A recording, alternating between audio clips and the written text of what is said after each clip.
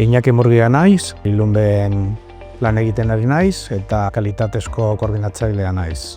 Hemen Ilunben tensio bajuko kuadro elektrikoak egiten ditugu. Gaur egun hemen 140 pertsona gaude lan egiten. Ilunbek Euskara proiektuan hasieratik parte hartu du, duela 6 urte inguru sartu ginela proiektuan, Errota Fundazioari esker. Zergatik?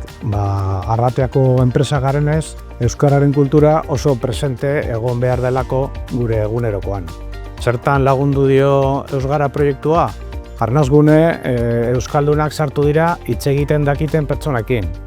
Hau da, dakitenei norbere hizkuntzan mintzeko aukerak sartu dira, bestetik ez dakitenek ere parte hartzen dute, zeuskaten beldurrak kenduz. Fizikoki adibidez, kartelak eta kaizenguneak erabili ditugu Euskararen presentzia bermatzeko. Azkenean helburua Euskaldunok harremanak euskaraz egitea da, hemen barruan Ilunben. Aurreko urteetan eta orangan be Euskaraldia eta korrika bezalako enkitzetan parte hartu dugu. Sare sozialetan, adibidez LinkedInean, euskaraz egiten dugu zabalkundea, egiten ditugu albisteak eta abar. Oraintxe bertan webgune berri bat lantzen ari gara. Euskaraz eta inglesez, gaztelaniaz gain hurrengo urterako prest egongo dena. Oso positiboki baloratzen dugu Eusgara.